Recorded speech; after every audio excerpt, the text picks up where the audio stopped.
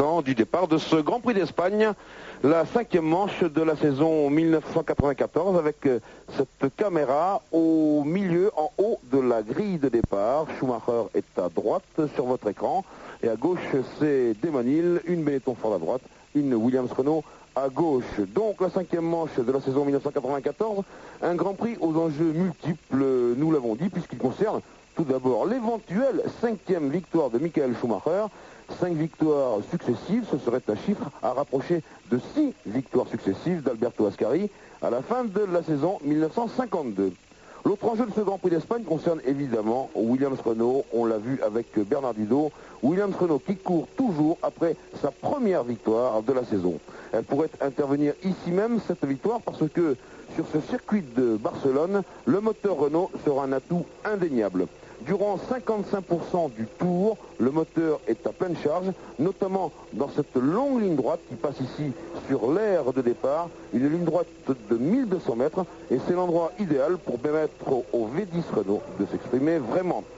Mais quand je parle de Renault, Peugeot n'est pas bien loin, et les McLaren Peugeot auront donc ici une carte à jouer. Enfin, il y a les deux surprises du chef.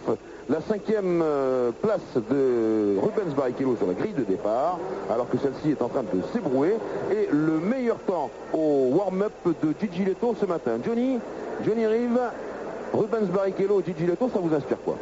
Eh bien, pour Rubens Barrichello, ce n'est pas exactement une surprise. On connaît la valeur de ce tout jeune pilote brésilien qui est un des benjamins des Grands Prix.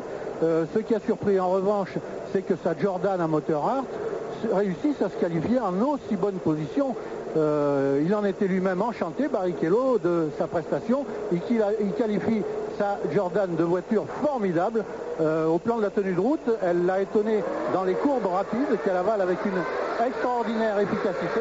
Et il faut ajouter que cette voiture britannique est animée par un moteur fabriqué par l'ancien pilote Brian Hart, qui est ancien pilote et qui est également un excellent technicien. Brian Hart réussit donc l'exploit de construire un moteur de Formule 1 sans avoir l'aide d'un grand constructeur.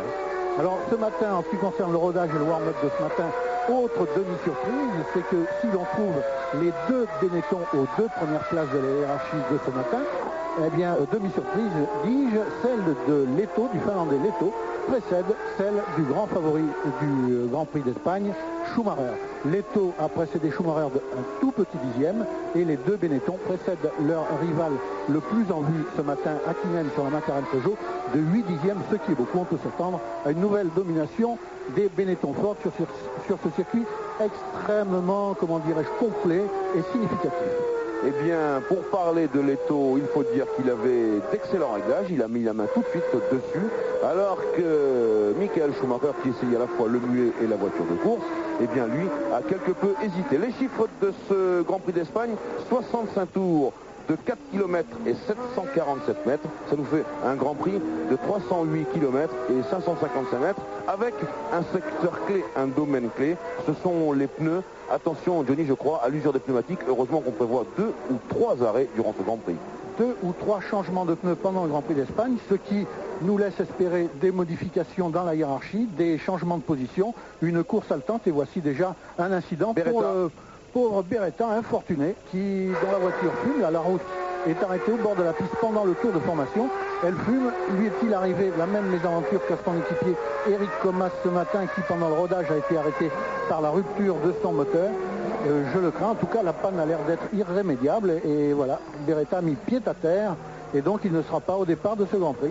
Alors reste à savoir si on va avoir le temps de gruter, en tout cas de dégager cette Larousse, le temps que la grille de départ s'installe tranquillement. Ce que vous voyez là, c'est le reflet de cette grille dans la tribune de presse et les stands de ce circuit de Barcelone. Vous voyez qu'avec ce panotage de la caméra, vous voyez tout de suite où en est la grille, et celle-ci vient se ranger sous nos yeux.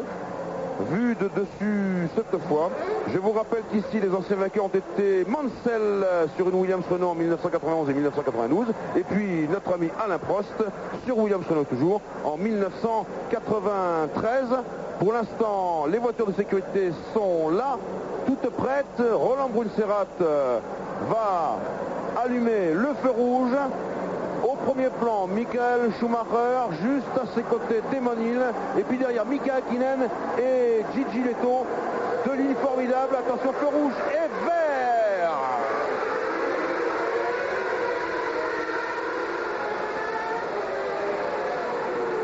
Allez-y qui a pris, oui, pour s'écarter légèrement, d'un peu serré par Damon Hill, qui le tassait, qui n'a pas vu d'ailleurs, je crois, Damon Hill, qu'il y avait Mika Häkkinen non loin de lui, mais tout est rentré dans l'ordre. Attention, on va bientôt aborder cette chicane, appelons-la artificielle, puisqu'il s'agit plutôt d'un ralentisseur. C'est comme ça qu'on va l'appeler, je crois, Johnny. C'est plus simple et c'est plus évident, je crois, pour nos téléspectateurs. Une chicane avant laquelle les pilotes ont donc interdiction de se dépasser. D'ailleurs, si quelqu'un essayait d'effectuer un dépassement, il ne parviendra pas, c'est trop étroit, puisqu'on a empiété sur la largeur de la piste pour fabriquer ce ralentisseur à la demande des pilotes eux-mêmes. Donc il faut penser que les pilotes eux-mêmes, responsables de l'installation de ce virage, voilà le drapeau jaune qui est agité non pas à cause d'un accident, mais pour justement rappeler aux pilotes qu'ils ne doivent pas doubler à cet endroit. Eh bien, normalement, il ne devrait pas s'y passer d'incident. Le passage, en tout cas, ce qui est certain, c'est que dans les courses précédentes, en particulier le Grand Prix de Formule 3000 hier et la Coupe Porsche ce matin, eh bien, tout le monde a été très respectueux de ce ralentisseur qui consiste en quelques rangées de pneus aménagées à même la chaussée de ce circuit de Barcelone. Déjà, Michael Schumacher, et oui, pose de l'écart sur ses poursuivants les plus proches, c'est-à-dire Damon Hill sur la Williams Renault que voici en action, et Mika Häkkinen sur la McLaren Peugeot qui poursuivent Schumacher, mais que celui-ci n'a pas attendu, puisqu'il a creusé un écart de 2 secondes et demie dès le premier passage.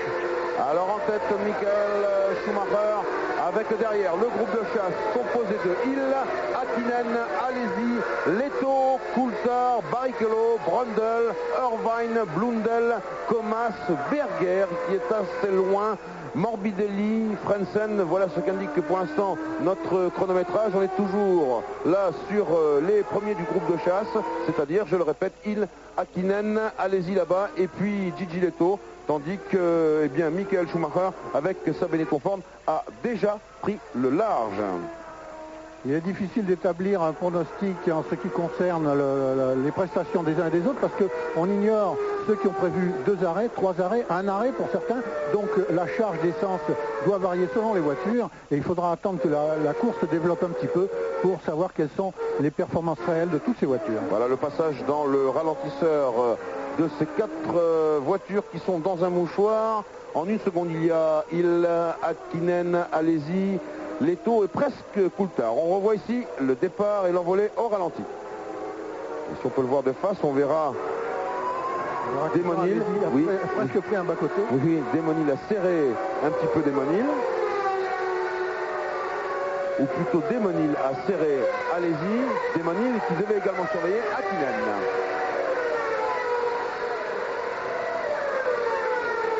Alors qu'on revient sur les images du direct avec Schumacher, cette fois avec 4 secondes d'avance devant Damon Hill, ici à l'image. Damon Hill à 5 dixièmes devant Mika Häkkinen, lui-même talonné par Jean Alesi et Gigi Leto. Voilà Alesi qui arrive, et Leto qui va passer à l'attaque de Jean Alesi, qui nous a dit tout à l'heure, Jean, au micro de Gilles Pernet, ça sera une course un peu plus difficile. Jean Todt nous l'a confié hier, c'est la moins bonne course qui puisse arriver pour l'instant au Ferrari, car ce circuit est extrêmement complexe, c'est un circuit très complet, on l'a vu, il y a de la vitesse, de la puissance, des réglages très fins, et pour l'instant, l'actuel Ferrari ne répond pas à toutes ses obligations, mais c'est pour bientôt, c'est pour le mois de juillet qu'apparaîtra une voiture radicalement modifiée, probablement au Grand Prix de France. Ce qui n'empêche pas Jean Alesi de dominer pour l'instant la Benetton de Leto et la Williams Renault de Coulthard, qui n'ont peut-être pas son talent comme pilote, mais avec la voiture dont il dispose et qui manque cruellement d'appui, Jean Alesi fait un exploit qui ne nous étonne pas de sa part. Alors, des nouvelles des autres Français, on va souligner la position de 11e de Comas en ce début de course. Comas qui précède Gerhard Berger sur la seconde Ferrari. Panis est 19e et Eric Bernard, et tandis que voici Paul Belmondo dans un bac à sable. Alors, Eric Bernard est 22e sur la Ligier. Ce n'est pas une grave sortie de piste, mais enfin, ça nous élimine déjà le dernier qualifié. Le petit Paul Belmondo sur cette Pacifique à moteur Ilmor qui a bien besoin. On voit ici ce qui s'est passé. Voilà, il est sorti en tête à queue avance gauche-droite. Alors on peut peut-être en guise d'explication à cet attaqueux quand même expliquer que la Pacific est très très loin d'être la meilleure Formule 1. Et de loin. Elle est même la pire de toutes. C'est une voiture extrêmement difficile à conduire qui nécessite plus que de la mise au point puisqu'il est question chez Pacific de renforcer les attaches du moteur sur la coque d'ici au Grand Prix du Canada, car on s'est aperçu que le moteur était insuffisamment bien fixé à la coque, qu'il remue, c'est-à-dire que la voiture se tortille dans les virages et qu'elle est impossible à régler. Impossible à régler, naturellement, c'est comme ça qu'il faut voir les choses. Et je me demande si cette équipe Pacifique a eu les moyens, en tout cas le temps et le loisir de passer sa voiture en soufflerie. Ça fait cruellement défaut du côté de l'aérodynamique pour ce qui concerne les ailerons avant et arrière. C'est ce que nous disaient en tout cas Paul Belmondo et Bertrand Gachot. Avec cette caméra vue arrière de la voiture de notre ami Alesi. Et puis derrière la balle en fond, il y a Leto et Coulthard, c'est-à-dire une Benetton Ford et une Williams-Renault. Et vous avez raison de le souligner, Johnny, ce sont les deux meilleures voitures du plateau pour l'instant.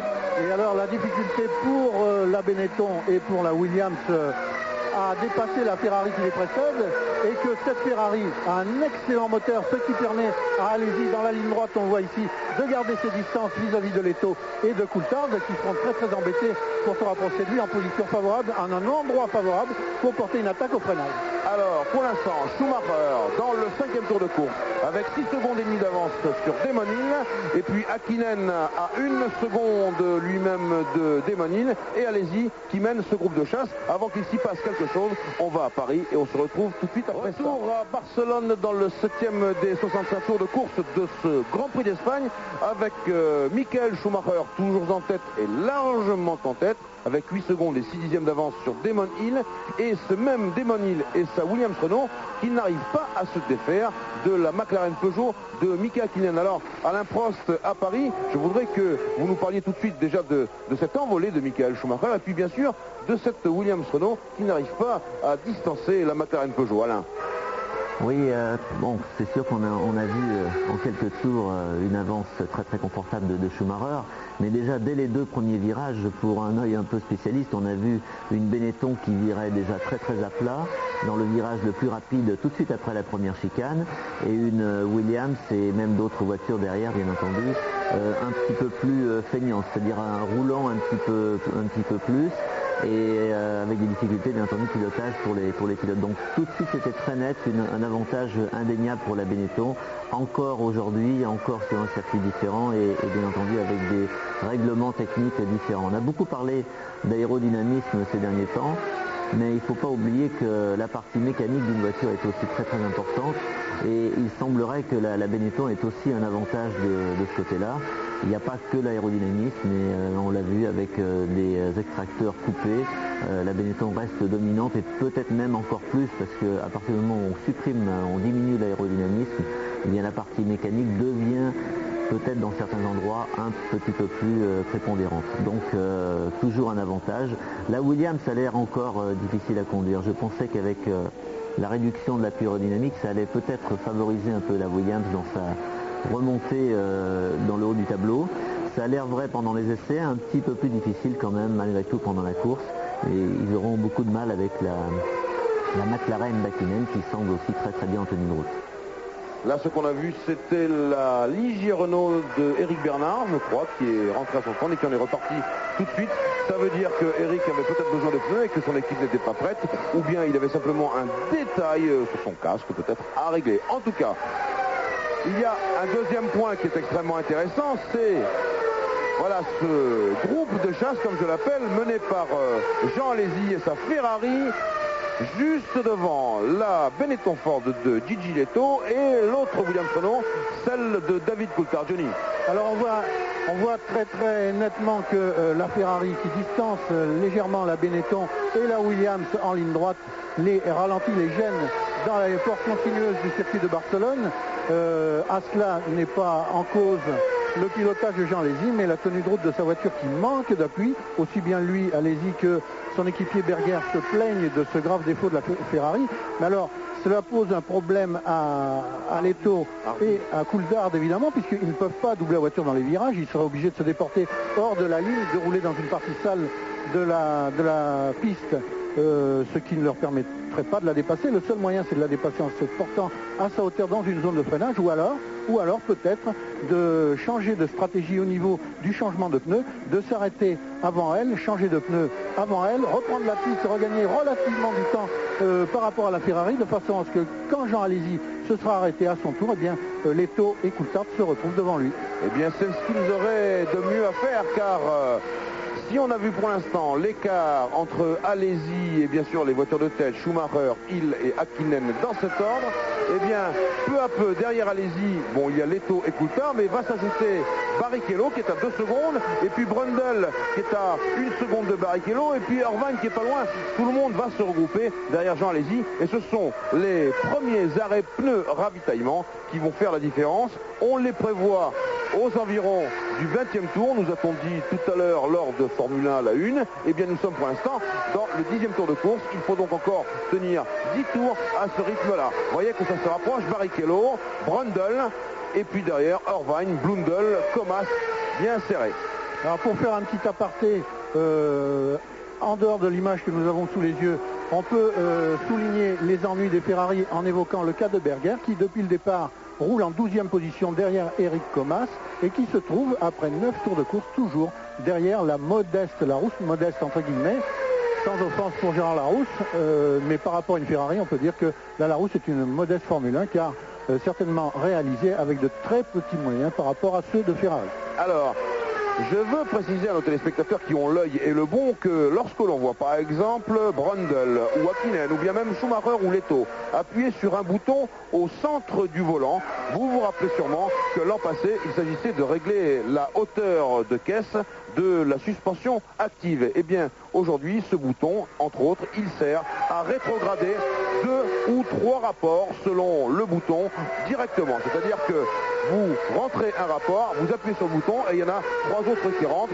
par exemple de 4e en première ou de 4e en seconde directement. Alors comme le classement eh bien, est un peu compliqué et qu'il faut que vous vous en souveniez, eh bien, nous allons jouer au jeu top position. Rappelez-vous, 36-15 TF1.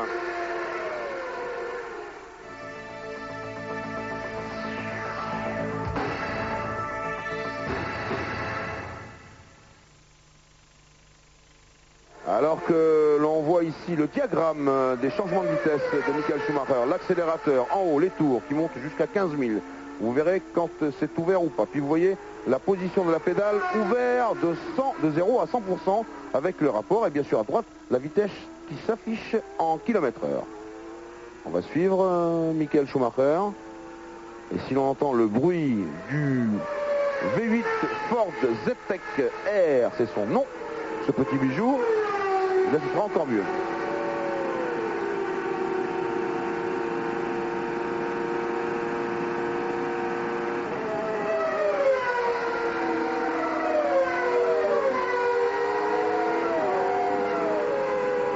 Quatrième, c'est très spectaculaire.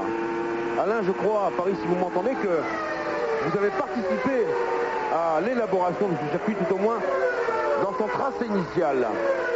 Oui, il y a à peu près 5-6 ans maintenant, peut-être même plus. Les gens de l'Automobile Club espagnol m'avaient contacté pour leur donner des conseils. Et pendant à peu près 2-3 ans, on est resté en contact assez discrètement. C'est vrai qu'il y a eu pas mal de choses qui ont évolué du fait du terrain lui-même, qui n'était pas vraiment plat complètement, du fait qu'ils voulaient mettre une tribune à un endroit, donc ils ont modifié une ou deux tours, mais dans l'ensemble, ça correspondait à ce qu'on avait voulu faire il y a 5-6 ans déjà. Alors que nous sommes toujours à bord de la Benetton Ford de Michael Schumacher, 3e, 4e, vous voyez les variations d'accélération et que Michael Schumacher, lui, eh bien, attaque le dépassement des premiers pilotes retardataires. Johnny, c'était probablement, on peut dire, je crois, Bertrand Gachot, peut-être. Eric Bernard, après son arrêt au stand tout à l'heure, a déjà concédé un tour au leader et Schumacher se promène véritablement sur ce difficile circuit de Barcelone, au volant d'une voiture, la Benetton, qui est d'une homogénéité exemplaire et qui, entre les mains du brillant Allemand, paraît être un véritable vélo à mener, alors que, par exemple, Damon Hill est en difficulté depuis vendredi matin, enfin depuis vendredi après-midi, j'allais dire vendredi matin, mais vendredi matin il n'a pas participé au essai. Depuis vendredi après-midi, Damon Hill est aux prises avec une Williams extrêmement dure à pousser à ses limites en tenue de route. Et il en a eu encore la preuve ce matin en effectuant un tête-à-queue au cours du rodage. Pierre Van Vliet. Oui, Jean-Louis, pour vous dire qu'Éric Bernard s'est arrêté avec un problème de pneumatique. Il pensait que c'était une crevaison lente.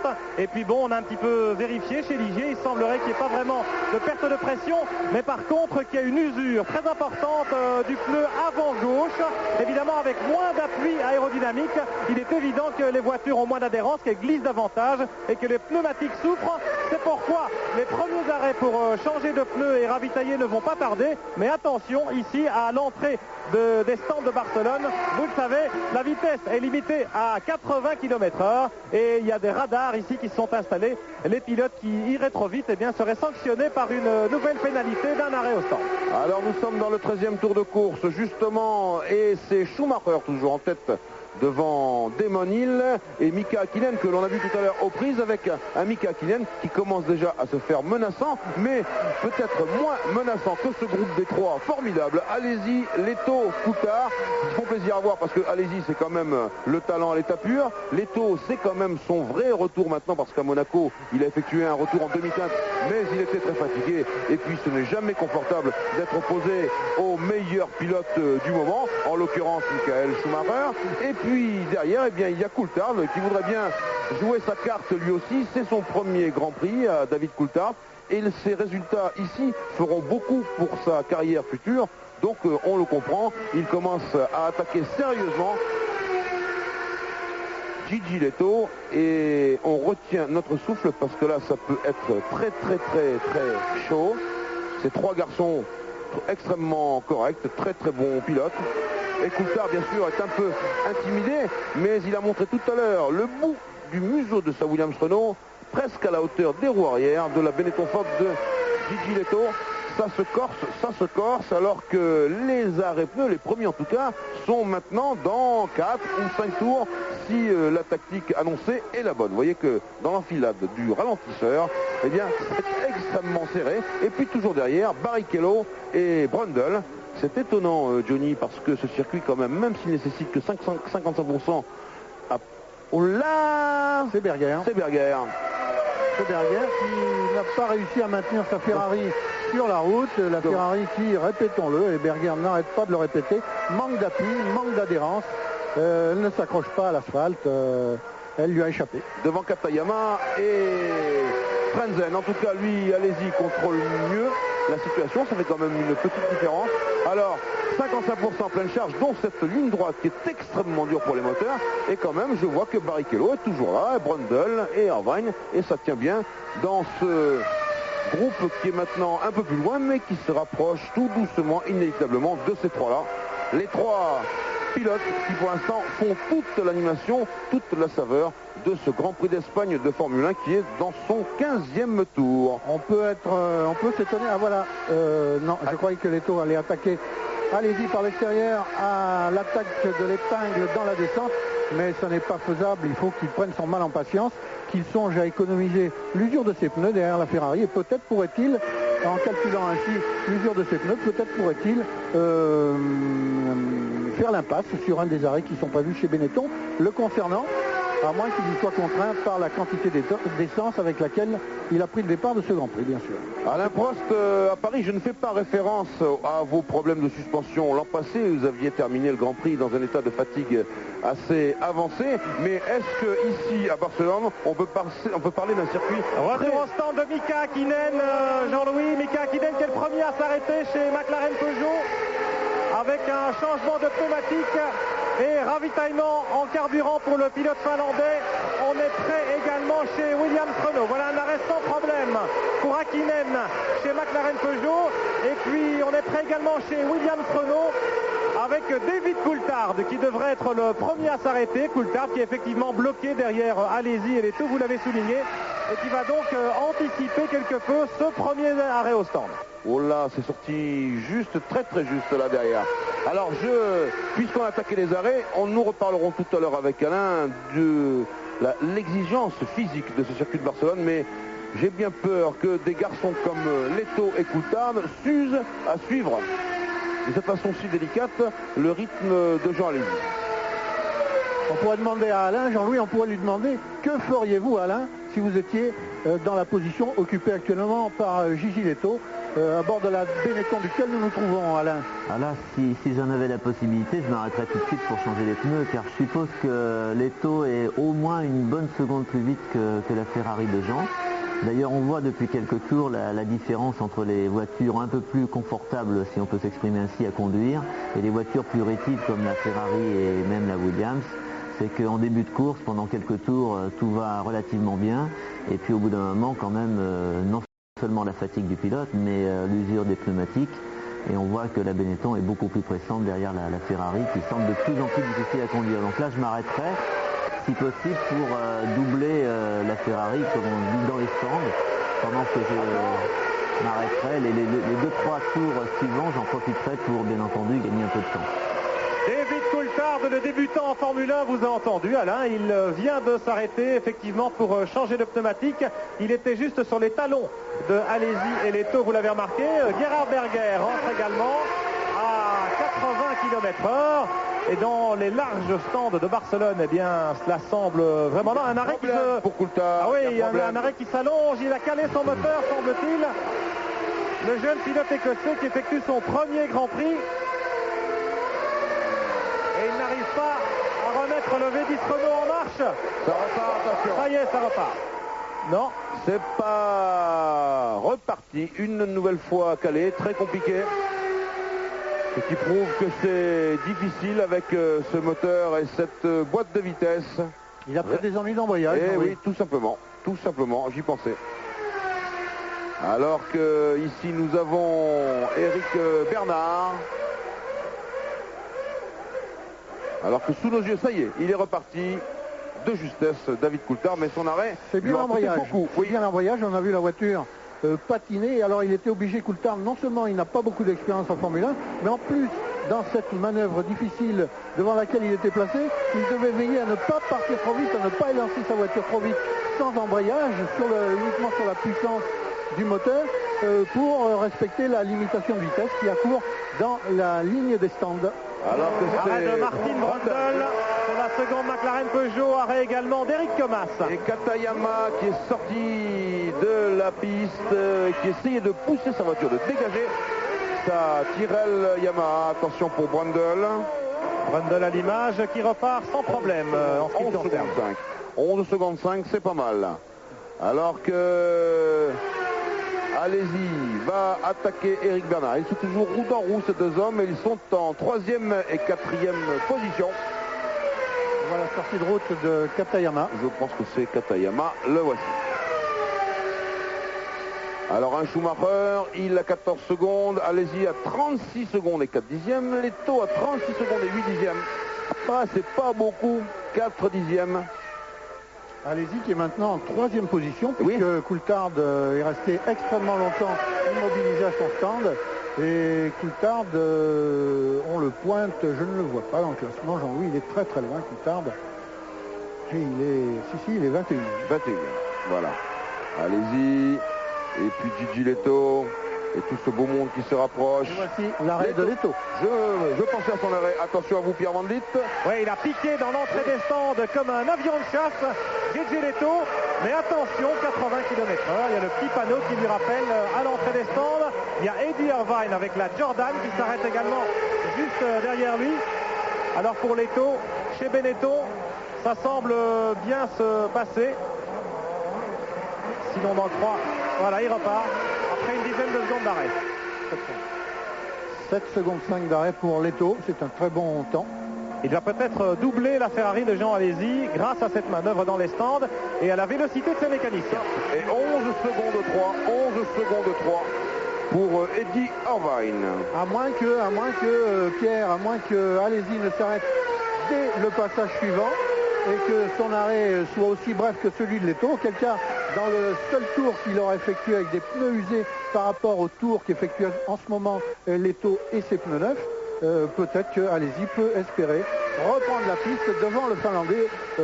Si c'était le cas, je pense que le Finlandais serait catastrophé parce qu'il repartirait pour une vingtaine de tours derrière la Ferrari, impossible à dépasser à cause de son excellent moteur. Arrêt de Damon Hill avec la Williams Renault qui est en deuxième position.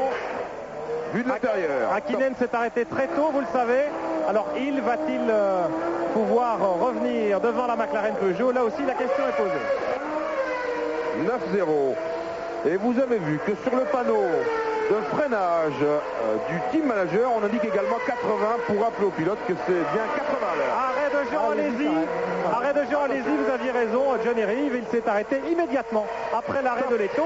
Et c'est donc maintenant dans le stand Ferrari que ça se passe pour savoir si Jean Alesi va parvenir à repartir en troisième position devant la Benetton de Leto qui débouche là-bas au bout de la ligne droite. 8,62.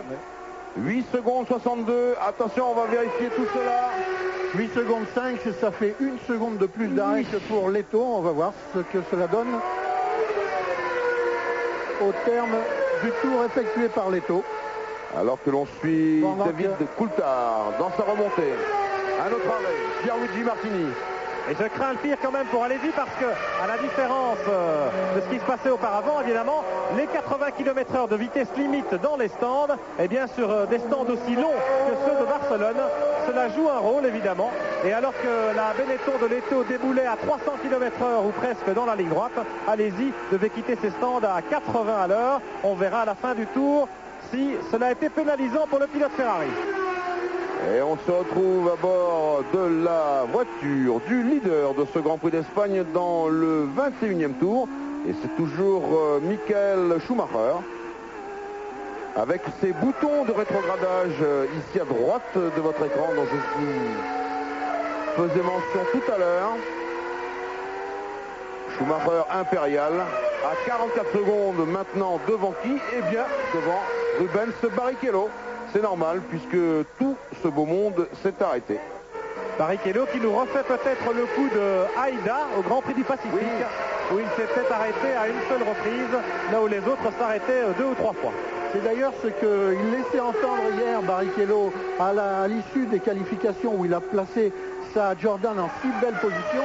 Il disait, il s'attardait surtout sur la stratégie que l'écurie Jordan allait employer en course au niveau des changements de pneus. Schumacher en stand. Oui, Michael Schumacher qui arrive maintenant à son tour, suivi par une Lotus. Schumacher dans la petite chicane, 80 à l'heure à l'entrée des stands. Très serré l'entrée des stands. Attention, top. Les mécaniciens sont prêts.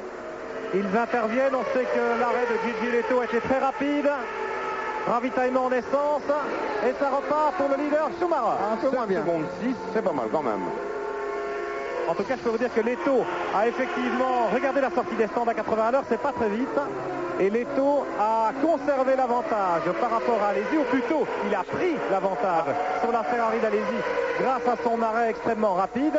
Mika Hakkinen, qui avait anticipé le premier ravitaillement, a également pris l'avantage sur la Williams Renault de Damon Hill pour la deuxième place.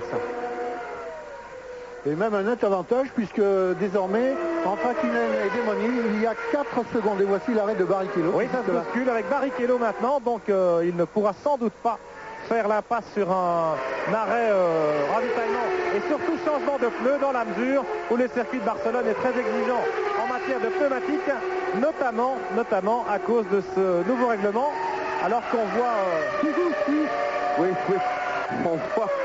on voit que tout d'un coup, qu'est-ce qui se passe dans le cockpit de cette Benetton Ford? Il y a la Ligier qui est repassée aussi. Peut-être les pneus un peu froids. Peut-être qu'il faut faire attention. Attention, Michael Schumacher dans la chicane. Très mauvais arrêt pour Barrichello. Voici l'incident. C'est la Simtech de David Brabham. Attendez, il faut tout de même vérifier ce qui s'est passé pour la Benetton Ford de Michael Schumacher. Puisque la Ligier est repassée, peut-être que Schumacher n'a pas voulu outrepasser ce que lui autorisaient ces pneus un peu froids. Il est toujours en deuxième position comme l'indique le classement. Il est talonné en première par, position, pardon, comme indique le classement, devant Mika Hakkinen, pardon. Oui, la Williams Renault qui est derrière lui, c'est David Coulthard qui est à un tour évidemment. Bien sûr, mais qui passe également. Ah, cela nous laisse perplexes. Alors écoutez, on va à Paris, on va analyser la situation, on se retrouve dans quelques instants. Retour à Barcelone dans le 25e des 65 tours de ce Grand Prix avec le nouveau leader. Et oui, c'est lui, Mika Hakkinen, puisque eh bien, Schumacher est en train de céder tout doucement du terrain. Il continue à tourner. Maintenant, c'est Damon Hill qui est en deuxième position. Et je sais que Pierre Van Vliet est parti, oui, en courant chez Benetton. Pierre. Oui, j'ai des nouvelles. Elles sont mauvaises pour Schumacher parce que c'est sa boîte de vitesse qui donne des signes de faiblesse. Elle serait bloquée en 5e rapport, ce qui explique que Schumacher se traîne à relativement faible allure, en tout cas par endroits sur le circuit, depuis qu'il est reparti après son arrêt pour ravitailler et changer de pneus. Ah, c'est la plus mauvaise chose qui pouvait lui arriver parce qu'il n'est pas assez rapide dans la ligne droite, il n'est pas assez lent ou en bon reprise dans les virages serrés, notamment dans ce ralentisseur. Alain Prost à Paris, c'est très difficile. Est-ce qu'on va vers l'abandon irrémédiable de Michael Schumacher? Bon, je crois qu'il va continuer encore un petit peu pour voir si, on ne sait jamais, par miracle, la boîte refonctionnait ou à peu près normalement. Mais quand une boîte de vitesse est bloquée sur un rapport, il y a quand même normalement très peu de chance. On l'a vu juste avant son arrêt, il avait un problème. Je pensais personnellement que c'était peut-être un problème de moteur qui ratatouillait.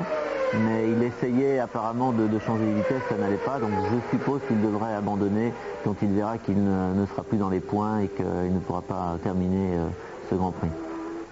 Alors cela nous laisse un Grand Prix d'Espagne qui rebondit totalement puisque cela nous donne Mika Hakkinen avec sa McLaren Peugeot à 3 secondes et 5 dixièmes devant Damon Hill et la Williams Renault. Johnny, c'est une page d'histoire qui est peut-être en train de se tourner. Alors voilà, ne pas confondre, Hakkinen n'est pas en train de doubler la Williams Renault de Damon Hill qui roule derrière lui. Il s'agit de Coulthard qui, du fait de son long arrêt tout à l'heure, concède un tour de retard au nouveau leader Hakkinen. Et là, nous avons en gros grossi pour une loupe énorme, un duel que tout le monde guettait depuis le début de la saison. C'est le duel entre Peugeot et Renault, les deux motoristes français qui sont si brillants en Formule 1. Renault champion du monde en 1992 et 1993 et Peugeot qui effectue des débuts en Formule 1 absolument remarquables. Je vais parler de Peugeot en disant que ce sont les inventeurs du moteur 4 soupapes par cylindre double Wacom en tête en 1906. Voilà pour l'instant la référence, bien sûr, avec l'épopée formidable des 205 Turbo 16 et de la 905 aux 24 heures du Mans, mais tout de même en Formule 1. Dans cette histoire de la Formule 1 moderne, si les choses restaient en l'état, on le souhaite après tout pour Peugeot, pourquoi pas, eh bien ce serait donc une page d'histoire qui serait tournée. Schumacher, lui, il continue de rétrograder tout doucement. Il est toujours en 3e position dans le 26e tour. Nous sommes là au début du 27e tour, le voici. Et il va essayer, comme le disait Alain Prost, peut-être de débloquer sa boîte. On a vu cela, je crois, avec Niki Lauda une année au Grand Prix d'Autriche, je crois, sur les McLaren à moteur TAG Porsche. Mais cela tiendrait peut-être du miracle mécanique. En tout cas, Leto, lui, est en 4e position, pour l'instant très loin encore de Schumacher, avec Alesi en 5e position, Brundle 6, Blundell 7, Fittipaldi 8, Irvine 9, Berger 10, Barrichello 11, Martini 12, Coulthard 13, Coulthard qui est à un tour et qui est le premier des retardataires. Herbert est 14e, Panis avec la Ligier Renault 15e, Zanardi 16e, Gachot 17e, Bernard 18e, Morbidelli, on a vu arrêté au stand et abandonné, eh bien il est toujours classé et c'est maintenant Brabham qui a pris sa place. Et puis derrière, eh bien, c'est fini pour bon nombre de pilotes, dont Frentzen, Thomas, Katayama, Alboreto, Belmondo et Beretta. D'ailleurs, si vous avez un peu de mémoire, on va faire un petit top position. N'oubliez pas, 36-15 TF1.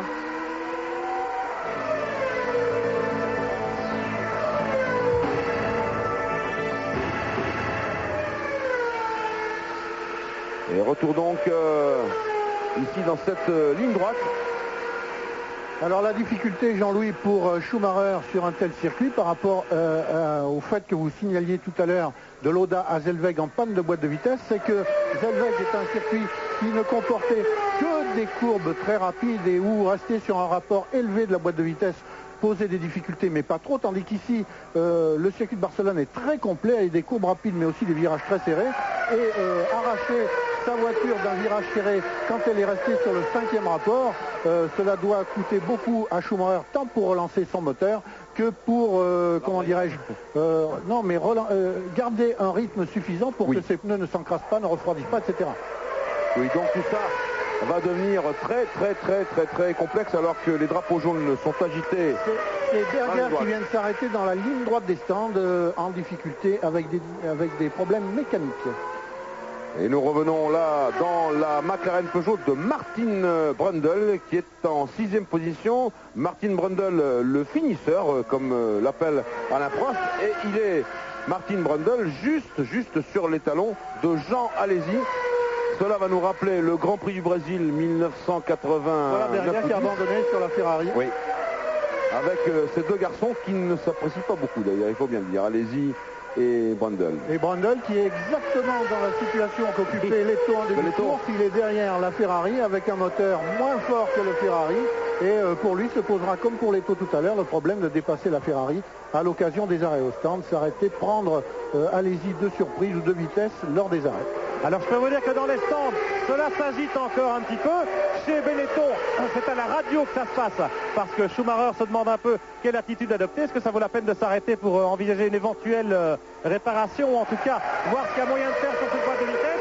Alors que chez McLaren, juste derrière moi, eh bien c'est Mika Häkkinen, le leader de ce Grand Prix d'Espagne, qui va s'arrêter pour changer de pneu. Vous vous souvenez qu'il avait été le premier tout à l'heure à procéder de la sorte, et donc il va sans doute être le premier à ouvrir le bal pour la deuxième série de changement de pneumatique et de ravitaillement. Mika Häkkinen en tête du Grand Prix avec la McLaren Peugeot, vous l'avez dit, c'est une première historique, et on va essayer de bien gérer cette course sur le plan stratégique chez McLaren. Voilà, eh bien la distance qui sépare Häkkinen de Hill, elle est pour l'instant de 7 secondes et 1 dixième. 7 secondes et 1 dixième. Alain Prost à Paris, est-ce que vous, sur le plan tactique, vous auriez procédé différemment? Est-ce que vous seriez maintenant parti pour une distance jusqu'à l'arrivée de la course, ou vous estimez qu'il faut encore changer de pneu? Alain? De toute façon, la tactique, elle a été décidée avant avec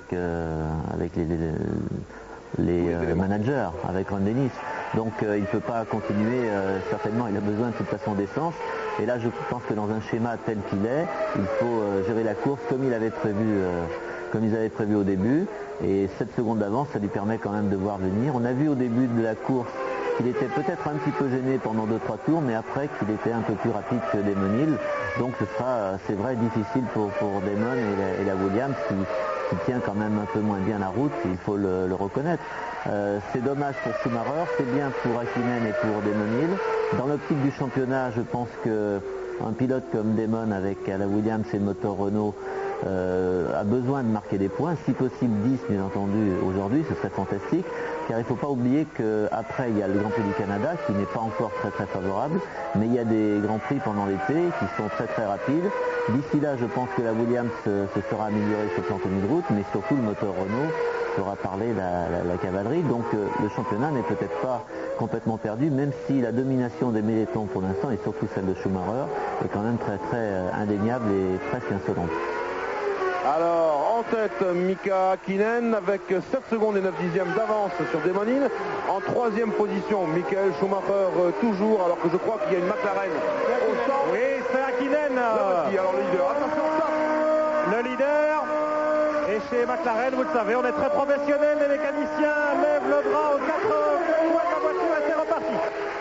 7 secondes, presque 8 secondes, en tout cas c'est bien joué. Häkkinen, eh bien, dans le fait de son ralentissement, il avait plus que 2 secondes d'avance sur Damon Hill. Il faut attendre maintenant le tour suivant pour établir un vrai classement. Schumacher toujours 3e et loin, il était à 18 secondes. Et puis Leto 4e avec Alesi qui mène ce groupe formidable maintenant. Alesi, Brundle, Blundell, Fittipaldi, Irvine et Barrichello. Non, il est plus loin. Fittipaldi et Irvine.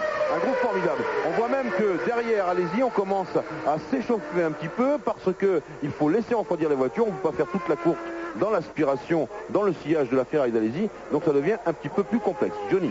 Alors, au niveau de la stratégie de McLaren, il faut se poser des questions, car Häkkinen a déjà observé 2 changements de pneus alors qu'on n'est même pas à la mi-course. Combien d'arrêts va-t-il faire? Combien d'arrêts Ron Dennis chez McLaren a-t-il programmé de faire observer à Mika Häkkinen? Peut-être de cela dépend l'issue de la course, si la McLaren Peugeot et la Williams-Renault s'avèrent d'une fiabilité égale.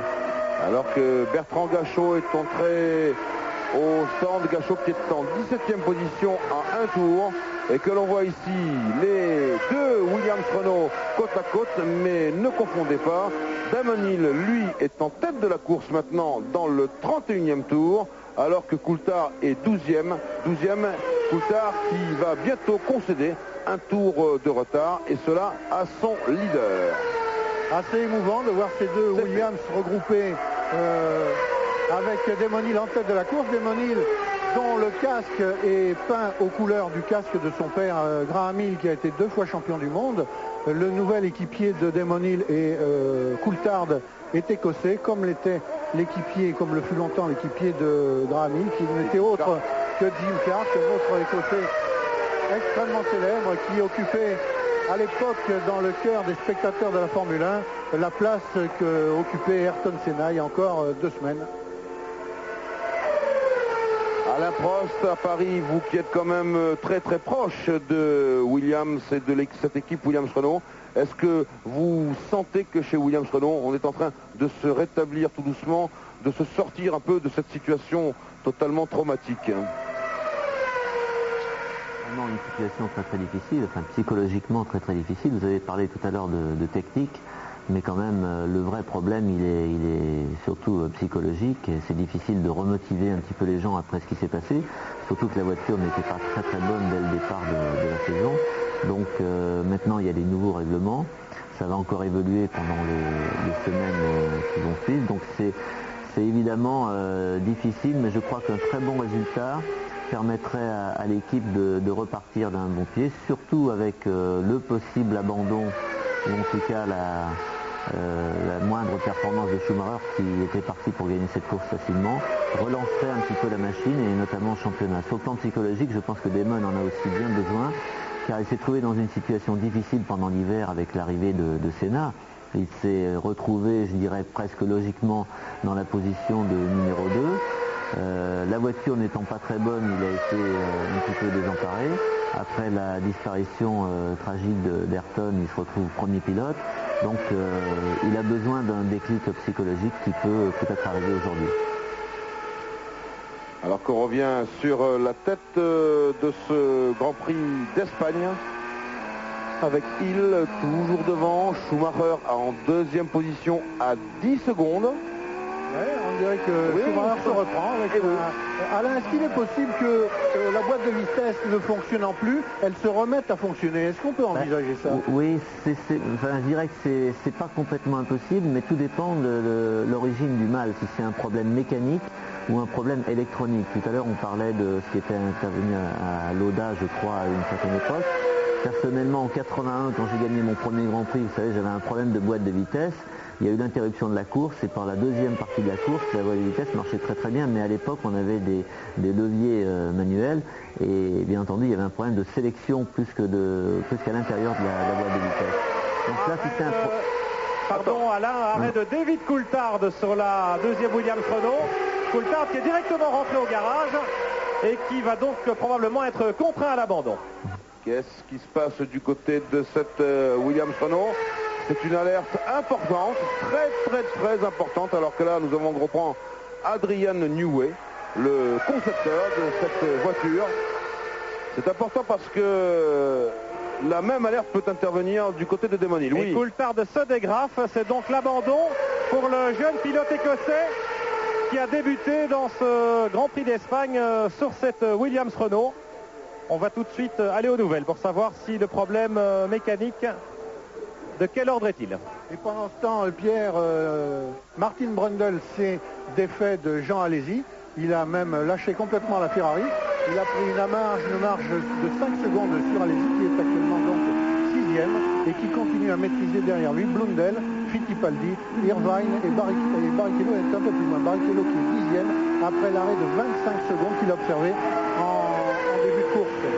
Alors que nous sommes justement à la mi-course et que l'on voit ici la Benetton Ford qui est pour l'instant en deuxième position.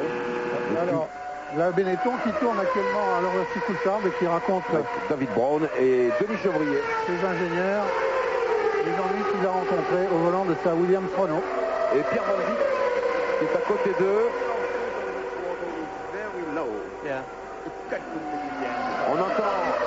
On entend, Pierre, par le truchement de votre micro, David Coulthard. Et son ingénieur motoriste, Denis Chevrier. Oui. Il semblerait que ce soit également un problème de boîte de vitesse à l'origine de l'abandon de la Williams Renault de Coulthard. Mais on va essayer de demander à Denis Chevrier qui est à côté de nous. Quelle est la raison des problèmes mécaniques de David? On a des problèmes d'accélérateur en ce qui nous concerne et je pense qu'il y a eu une détérioration générale du système hydraulique de la voiture. Donc devant le danger que ça peut représenter, le mieux c'était vraiment de l'arrêter. Merci à Denis Chevrier, l'ingénieur motoriste attaché à la fameuse Williams Renault numéro 2. J'espère que ce n'est pas un problème de surchauffe hydraulique. C'était quelque chose qui avait handicapé... Non, c'est sorti très juste. Schumacher qui prend tous les risques dans les virages et qui réduit son retard sur Demonil. Il est deuxième actuellement Schumacher. Il n'est plus qu'à 7 secondes 8 de Demonil, alors que tout à l'heure il était à 11 secondes. Il tourne environ en 1 minute 27 secondes et 5-6 dixièmes au tour. C'est moins 8 que son tour le plus rapide effectué tout à l'heure. Une sortie de route, c'est Bertrand Gachot avec l'aileron bien cassé. Le meilleur tour de Schumacher fixé en début de course au 18e tour était de 1 minute 25 secondes et 1 dixième. Là il tourne en 1,27 et demi, donc on sent qu'il a toujours des problèmes, mais peut-être surmonte-t-il une partie de ces problèmes et c'est ainsi qu'on peut expliquer peut-être qu'il revient sur Demonil tout doucettement. La centrale hydraulique, c'est la partie maintenant vitale de ces Formule 1 modernes. Et je vous le disais, c'était au Japon que Mika Hakkinen avait connu d'énormes problèmes qui d'ailleurs l'avaient contraint à abandonner avec sa McLaren Peugeot. Alors peut-être que ce qui se passe sur la Benetton Ford, alors qu'on voit là, c'est un aileron effondré, Johnny. Je crois qu'il n'avait pas touché, l'aileron s'est effondré tout seul. Je pense que là, il faut quand même réfléchir sérieusement à ce type de voiture qui me paraît insuffisamment préparée. Pacific est une écurie qui est certainement très peu de moyens et certainement des moyens qu'on peut qualifier d'insuffisants pour aligner une Formule 1 en Grand Prix. Le problème se pose depuis le début de la saison. Ces voitures, quoique assemblées, calculées avec beaucoup de bonne volonté, sont réalisées de façon... Tiens, Fittipaldi abandonne. Fittipaldi appartenait au groupe qui talonnait Jean Alesi. Il était 8e. Alain Prost. Oui. Non, il serait intéressant d'entendre justement le bruit du moteur, bien entendu, pour savoir si Schumacher peut changer de vitesse ou pas. On l'a entendu à un moment, mais dans la ligne droite, il ne semblait pas qu'il changeait de vitesse. Donc s'il reste en 5e vitesse pendant tout le circuit, comme on a pu le comprendre à un moment, ça paraît assez exceptionnel de pouvoir revenir sur la Williams de Demonil. Ou alors il aurait peut-être retrouvé l'usage de 3 autres rapports. À partir du moment où ici on passe la 6e vitesse uniquement dans la ligne droite, donc ce serait peut-être un moindre handicap, mais apparemment il ne rétrograde pas. Non, absolument, Alain. Je viens de m'entretenir avec Rory Byrne, ingénieur chez Benetton, qui est venu évidemment par radio avec Michael Schumacher, et qui nous confirme qu'il est toujours bloqué en 5e vitesse et qu'il parvient à réaliser des temps assez exceptionnels, vous l'avez souligné, en étant bloqué en 5e rapport. Le problème, évidemment, c'est que faire maintenant. Il continue pour l'instant. Il est évident que s'il s'arrête, et il devra s'arrêter tôt ou tard pour mettre de l'essence dans la voiture, tout simplement, eh bien, il risque de ne pas pouvoir repartir, évidemment, parce que démarrer en 5e, c'est une autre histoire. Eh bien, je vais vous les donner, les temps, mon cher Pierre. Il tourne Schumacher en 1,27,061 et le dernier tour de Demonil en tête de la course, c'est 1,27,138.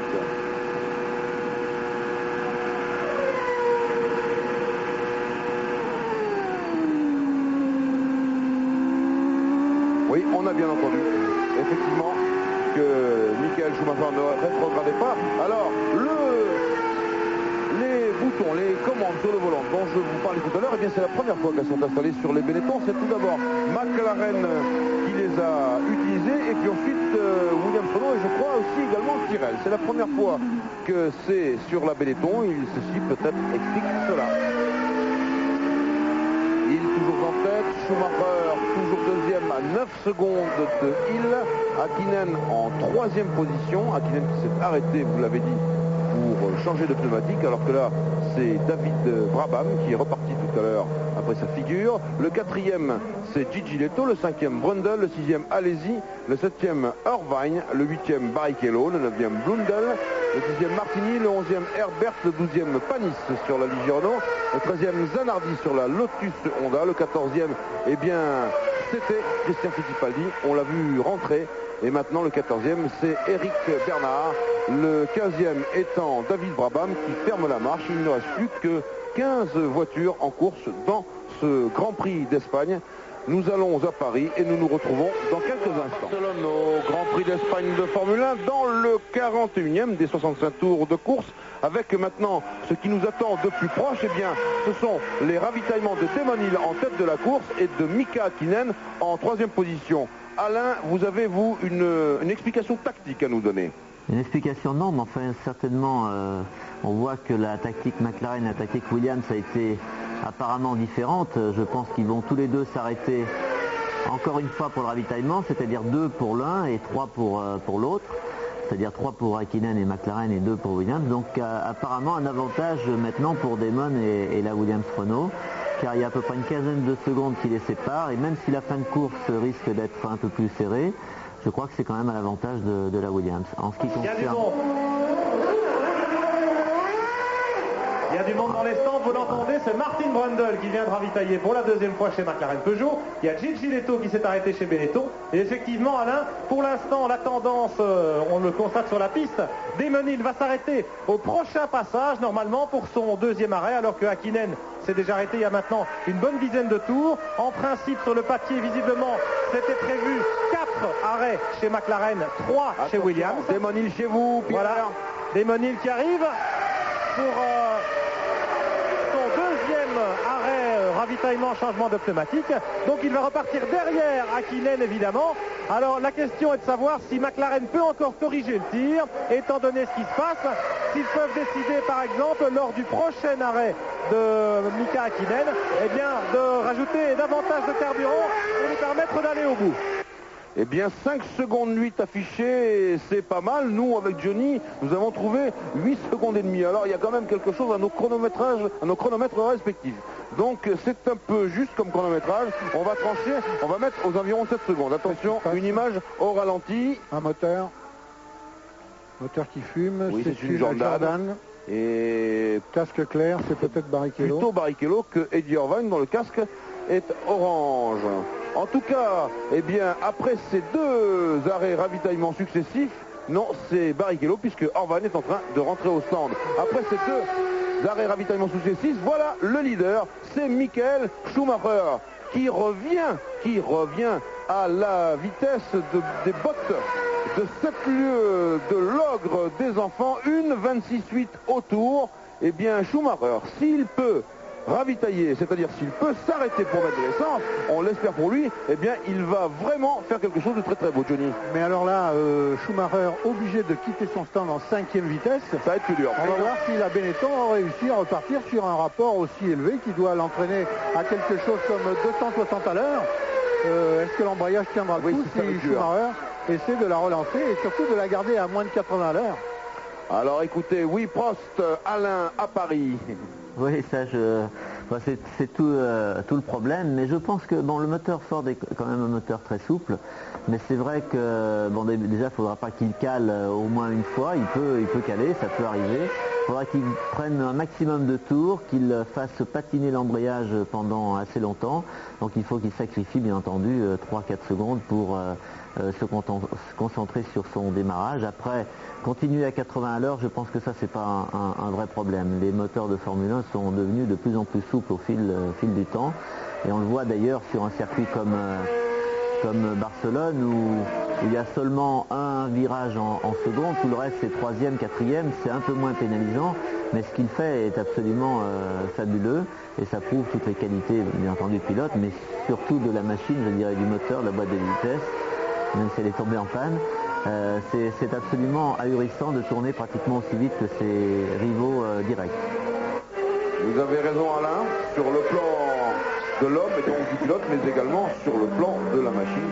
C'est parfaitement ahurissant. Le dernier tour de Schumacher, c'est 1:28.140, alors qu'il est en tête maintenant dans le 43e tour de ce Grand Prix d'Espagne, devant Mika Hakkinen à 5 secondes et 6 dixièmes, et devant Damon Hill à 24 secondes et 2 dixièmes, alors que là c'est une Lotus qui est sortie.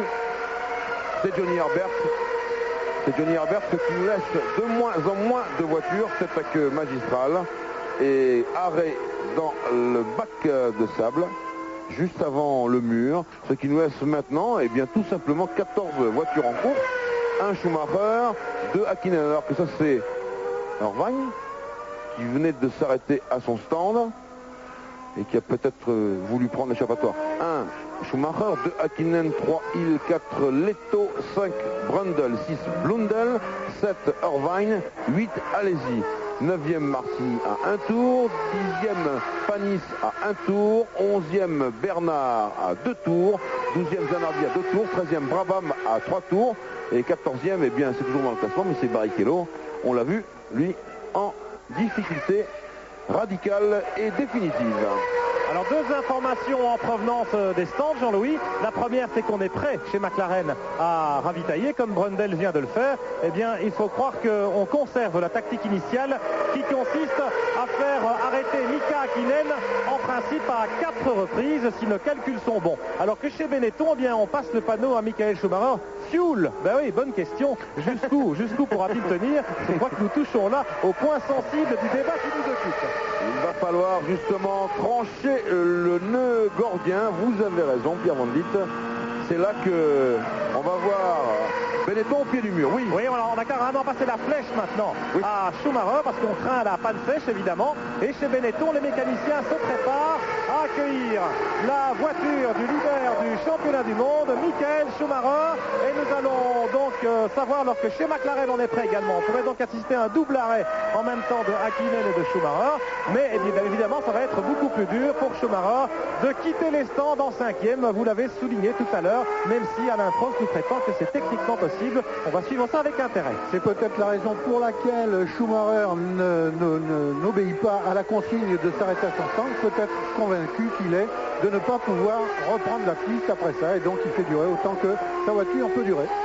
Eh bien, on va voir cela dans quelques instants. On va jouer tout de suite à un jeu top position. C'est très facile. Enfin, tapez 3615 TF1 pour gagner.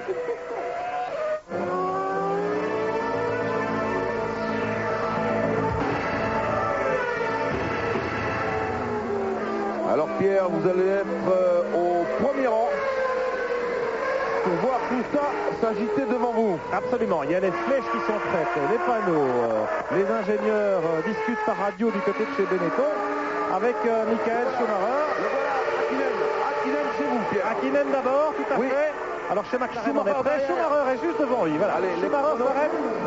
Et il donne des grands coups de gaz, Schumacher, pour maintenir un régime moteur suffisant. Hakkinen est arrêté exactement en même temps. Alors attention, il arrive à repartir. Le patiner l'embrayage, ça repart. 8 secondes, ça c'est formidable. Schumacher, 8 secondes, 7 secondes 86 exactement. Ça c'est formidable. Franchement, eh bien, Schumacher va conserver la tête de ce Grand Prix d'Espagne. Le leader du championnat du monde, vous l'avez dit, le leader de ce Grand Prix d'Espagne dans le 46e tour de course.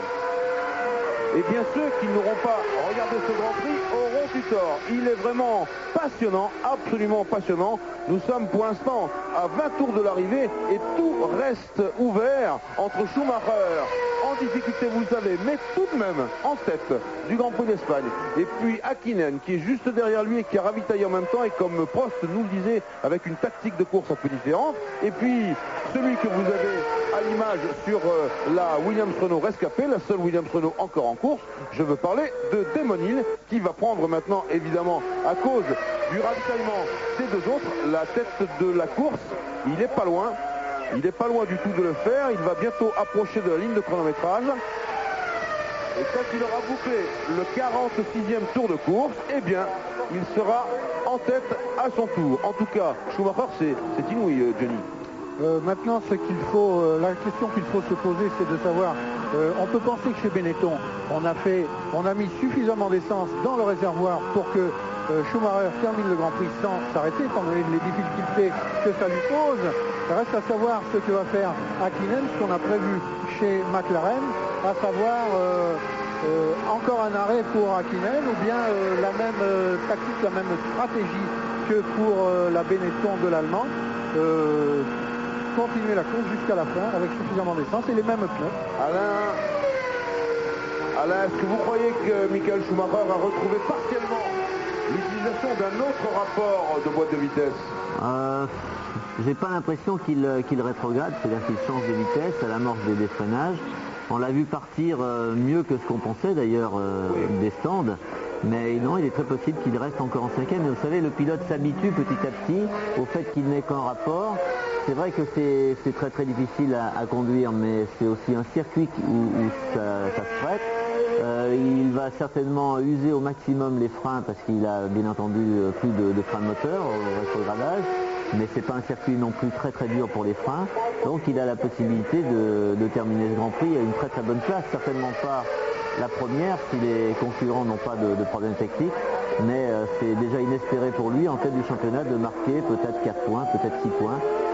Mais l'intérêt maintenant de la course, c'est surtout la bagarre pour la première place entre Hill et Häkkinen. Je pense sincèrement que Häkkinen devrait continuer jusqu'à la fin. Il reste 20 tours et certainement McLaren a dû mettre assez d'essence pour finir les 20 tours. En tout cas, Damon Hill est en tête à l'issue du 47e tour, alors que tout l'état-major de l'écurie Benetton Ford suit l'évolution de Michael Schumacher. Damon Hill en tête avec 6 secondes et 6 dixièmes d'avance sur Michael Schumacher et 10 secondes toute ronde sur la McLaren Peugeot de Mika Häkkinen. Le temps autour des trois hommes, c'est significatif. Il tourne en 1,27 et 1 dixième dans le dernier tour. Schumacher en 1,27 9 dixièmes et Häkkinen en 1,27 6. Vous voyez que tout cela est quand même relativement proche. Et si Häkkinen est à portée de Schumacher pour venir inquiéter l'Allemand pour la conquête de la deuxième place, pour l'instant, Damon Hill paraît hors de portée du Finlandais qui est ici à l'image. Alors une information importante des stands, Jean-Louis, c'est chez Williams Renault. On passe maintenant un panneau à Damon Hill, le leader du Grand Prix. Oil Pump On. Alors ça signifie sans doute qu'il doit brancher la pompe d'huile, mais Alain Prost, pilote Williams Renault tout au long de la saison 93, va peut-être nous éclairer.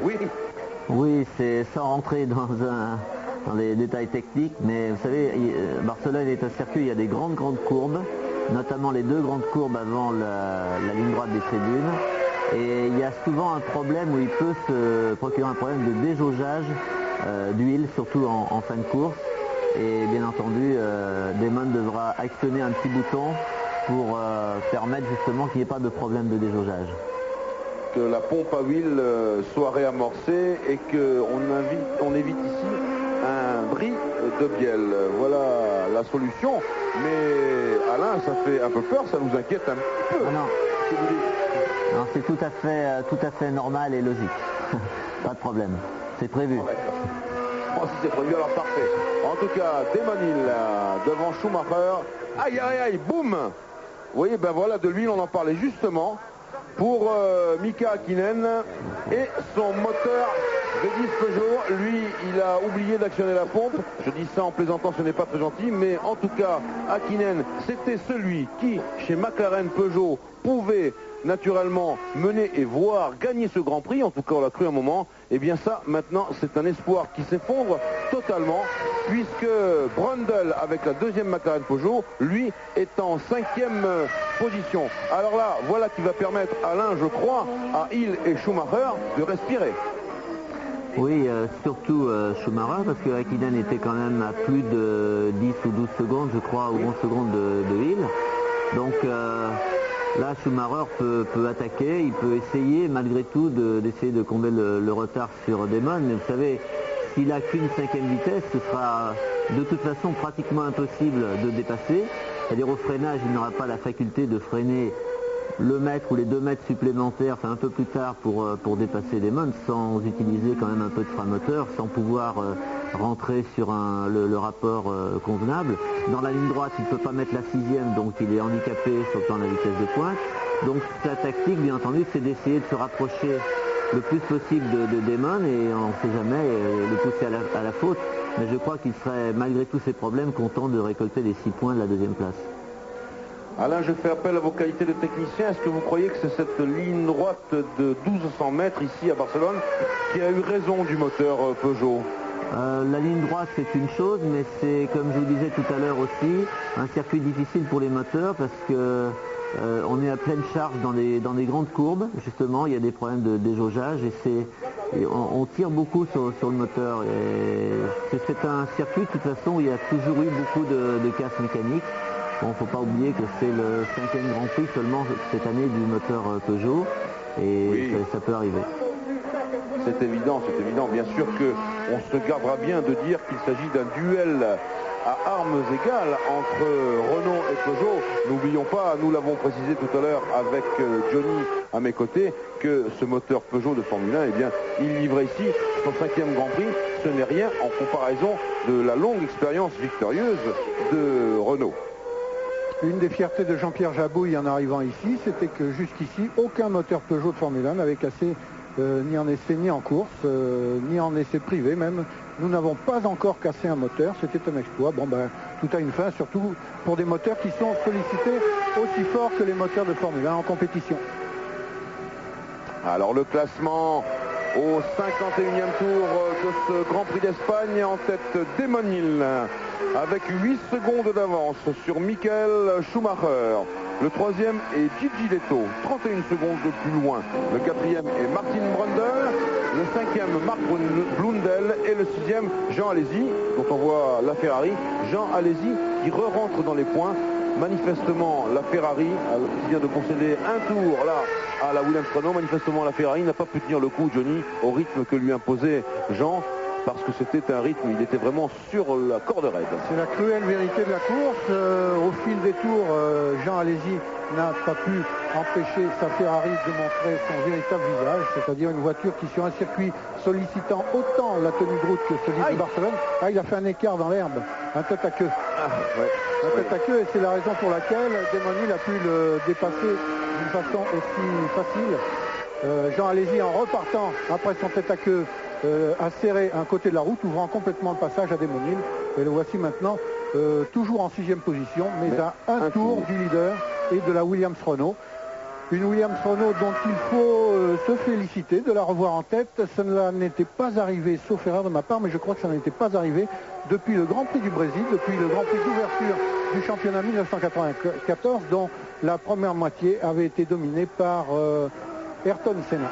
Avec Michael Schumacher qui était juste derrière lui et qui l'avait passé dans les stands. Alors que là, Pierre Van Vliet, vous êtes avec un casque. Ben oui, c'est le casque de Michael Schumacher. C'est une petite anecdote, c'est le casque de réserve, je vous rassure, il est toujours casqué.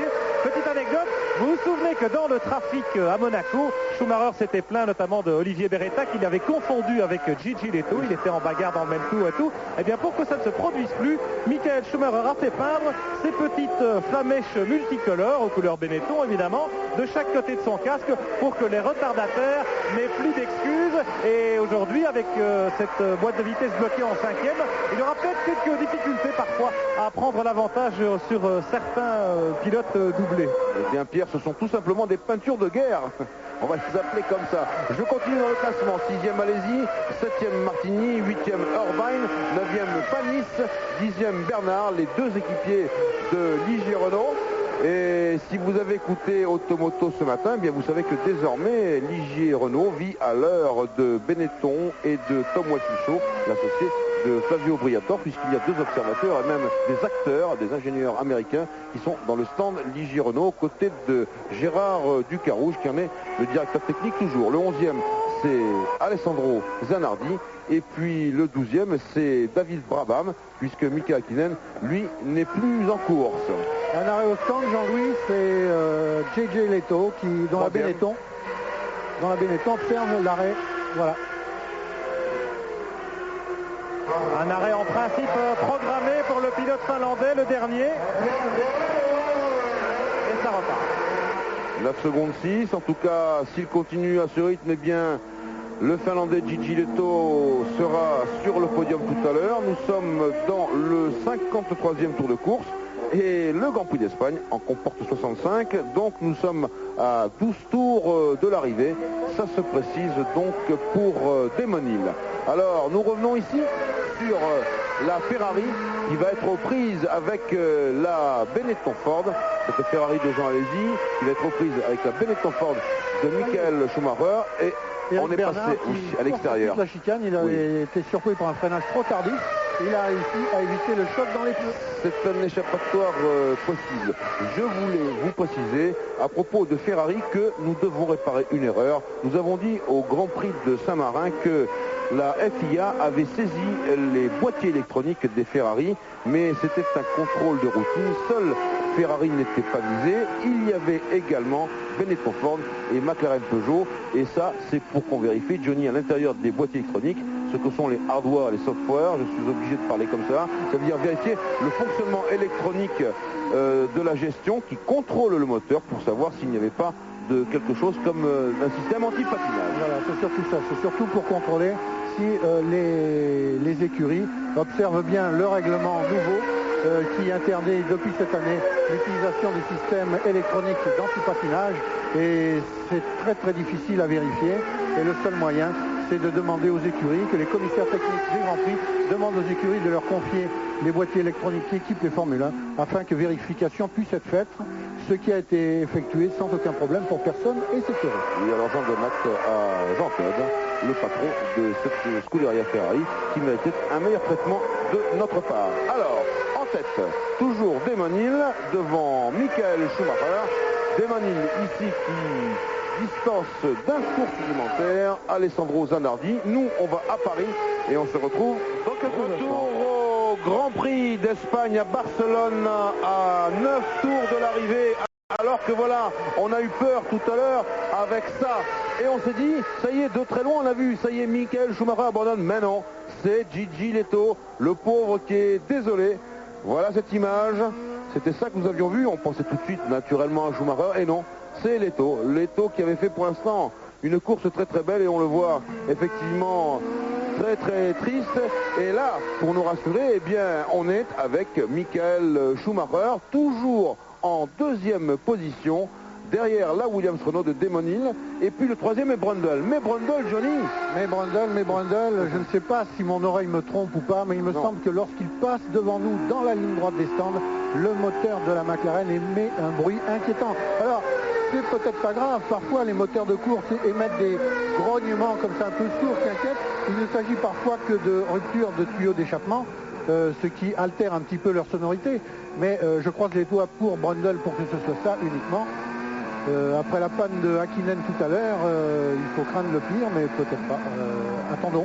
Alors ceux qui ne croisent pas les droits, par contre, Johnny, eh bien c'est les équipiers, enfin l'équipe Tyrrell-Yamaha de Mark Brundle, car s'il arrivait du bobo à Brundle, eh bien Mark, lui, monterait sur le podium et ce serait le premier podium du moteur Yamaha et le premier podium de l'équipe Tyrrell. Alors depuis des lustres, je ne veux même pas compter le nombre d'années. Mais pour l'instant, Brundle tient toujours, lui avec sa McLaren Peugeot. C'est peut-être tout simplement le bon vieil échappement cassé. Il faut que ça tienne jusqu'au bout. Mais maintenant, l'arrivée, elle est moins loin qu'on croit. On y est bientôt. Le nombre d'années pour les podiums de Tyrrell, je crois que c'est facile. Jean-Louis, c'est 4 ans. L'époque où Jean Alesi était chez Tyrrell et a effectué des courses merveilleuses au volant de la voiture réalisée à l'époque par les ingénieurs Postlways et Migeot. Alors justement, Jean Alesi, eh bien, il est maintenant en 5e position. avec sa Ferrari toujours présent. Et justement, je pense que c'est le moment de corriger une image. Jean, allez-y, une image un peu à la Villeneuve, bien que ce terme-là ne lui plaise pas, et à moi non plus d'ailleurs, mais vous voyez qu'il est capable de faire des courses de fond, Jean, allez-y, et c'est là qu'il est en train de mûrir définitivement, Jean, et il sera capable bientôt de pouvoir faire encore mieux si Ferrari lui donne une voiture radicalement modifiée au Grand Prix de France. Alain, vous savez ce que Jean nous a confié hier, c'est qu'il voudrait bien gagner le Grand Prix de France. À votre avis, est-ce que c'est possible? Alors, je crois qu'à partir du moment où une équipe met en milieu de saison une nouvelle voiture, c'est qu'ils ont de bonnes raisons justement de le faire. Ils savent bien entendu que leur voiture n'est pas très compétitive, mais au vu de ce qu'ils ont fait pendant l'hiver dernier, au vu des premiers Grands Prix, on peut s'attendre à une voiture quand même qui, si elle est déjà un tout petit peu meilleure, devrait être tout de suite parmi le haut du tableau. Ils sont bien, ils sont souvent 4e, 5e, mais ils sont quand même à 1 seconde et demie des meilleurs. Mais surtout, ce qu'il faut dire, c'est qu'ils ont un très bon moteur, très puissant. Donc dès qu'ils vont avoir une tenue de route un petit peu meilleure, ils vont pouvoir passer cette puissance au sol plus facilement et l'écart va être beaucoup plus significatif qu'on pourrait le penser. Donc je trouve que tout est possible. Mais il faut quand même reconnaître que la Benetton et le trinôme Benetton, Ford et Schumacher est quand même très compétitif. On le voit encore aujourd'hui, une boîte de vitesse bloquée en 5e et faire des performances comme il est en train de le faire sous nos yeux. Il y a encore beaucoup de travail pour les concurrents. Alors que vous, Pierre Van Vliet, vous n'êtes pas loin de Mika Hakkinen? Absolument, pas très loin de Mika Hakkinen qui est en train de se confier auprès des membres de son écurie. Il a très méticuleusement nettoyé son casque qui était un petit peu maculé d'huile. Mika, dans quelques instants, on vous confiera ses impressions. D'accord. On revient maintenant sur la Benetton Ford de Michael Schumacher, toujours dans le bon rythme, 1.28.2, c'est pas mal du tout, surtout s'il est toujours en 5e, qui est donc Michael Schumacher en 2e position, derrière Damon Hill, 3e, toujours Brundle, on l'entend passer Johnny, ça s'aggrave, aïe, l'intensité dramatique va aller jusqu'au bout de ce Grand Prix d'Espagne. Pierre. Jean-Louis avec Mika Hakkinen en direct. Mika, you have been leading the Grand Prix. It's the Mika, first time for the McLaren Peugeot, so it's very promising, even if you had a mechanical failure in the end. Mika, vous avez mené ce Grand Prix, c'est pour la première fois. C'est grand espoir pour vous. Oui, correct. Really bad luck with, pas de chance. Vraiment pas de chance. Reliability at the moment with the engine. Pas de chance avec la fiabilité du moteur, malheureusement. It's motor racing and it happens. Mais ça, c'est la course, ça arrive. But I tell you said we were leading the Grand Mais je vais vous dire, for me it was mener un Grand Prix pour moi, c'est une chose vraiment sympathique, gratifiante. Still we have to work even harder. Alors que... Anyway. Oui. Congratulations, Mika. Thank you. Oui, Pierre, alors que c'est Martin Brundle maintenant qui explose son moteur au même endroit et ça prend feu naturellement. Est-ce que c'est le liquide hydraulique? Est-ce que c'est l'huile qui est passée à travers les carters? On revoit ça une nouvelle fois. Attention à la trajectoire, elle va être très délicate. En tout cas, l'oiseau qui est passé devant lui, il a eu peur également. Avec le feu qui va rapidement s'éteindre. Bon réflexe, très bon réflexe de Martin Brundle. Continuer tout droit dans l'herbe, immobiliser sa voiture. Les extincteurs de bord ont dû se déclencher. Et donc, voilà qui confirme les mauvais pressentiments de Johnny Reeve qui entendait l'échappement cassé. Ben oui, c'était il cassait.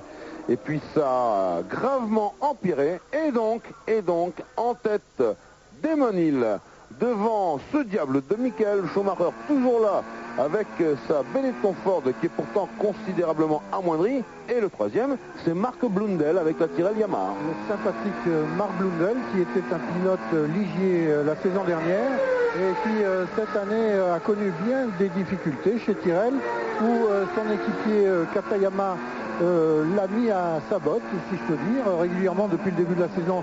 Le japonais devançait en qualification Blundell et Blundell n'a pas eu de réussite en course, il n'a pas encore réussi à terminer un Grand Prix. À Monaco, il était très bien placé lorsqu'un incident technique l'a arrêté dans le virage de Sainte-Dévote. Il avait cassé son moteur Et lui, s'il avait répondu sur la piste, avait forcé Berger à une incursion à l'échappatoire de Sainte-Dévote. Et Blundell était catastrophé par cet arrêt. Et le voici maintenant en 3e position, à 5 tours, à 4 tours même de l'arrivée du Grand Prix d'Espagne. Marc Blundell qui a gagné les 24 heures du Mans sur une Peugeot 905.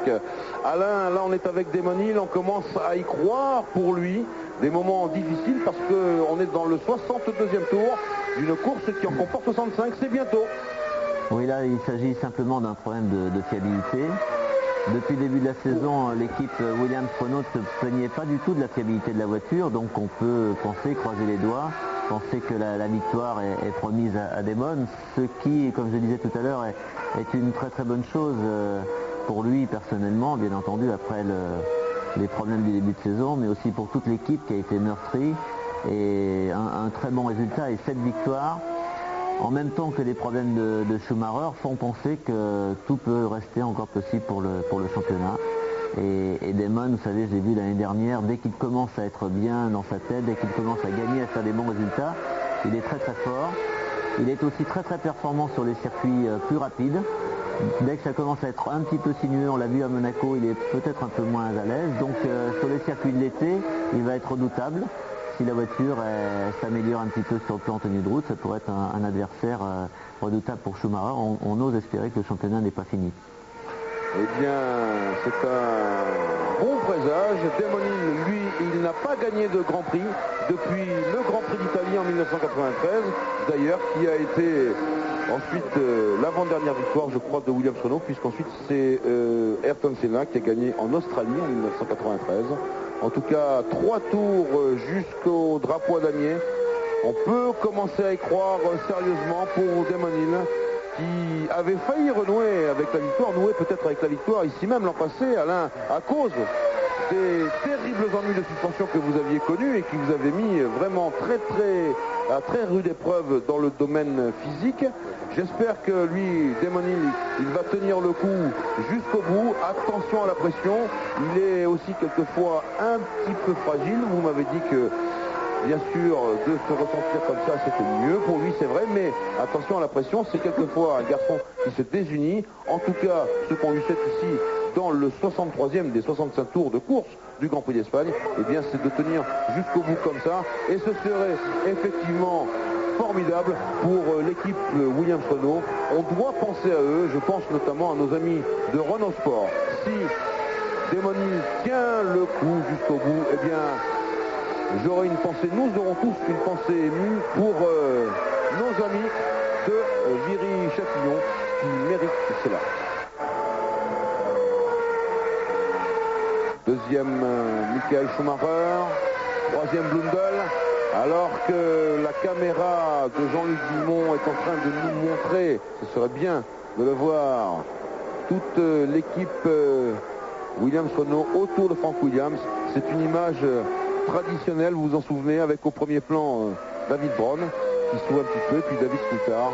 C'est une image qu'on a beaucoup vue à votre époque, Alain, quand on regardait de près vos victoires et votre 4e titre de champion du monde. C'est bon que ça revienne, c'est émouvant, il faut bien le dire. Alors qu'il y a 2 tours à parcourir avec Hill, le voici, toujours en tête. Schumacher à 20 secondes, qui s'est fait une raison. Le 3e, c'est Blundell avec sa Tyrrell Yamaha, et le 4e, c'est Jean Alesi à 1 tour, 5e Martini, 6e Irvine. Voilà pour ceux qui marquent des points. Et là, en l'occurrence, Martini avec sa Minardi, il va en marquer 2. Et Irvine avec la Jordan Hart, il va en marquer 1, Johnny.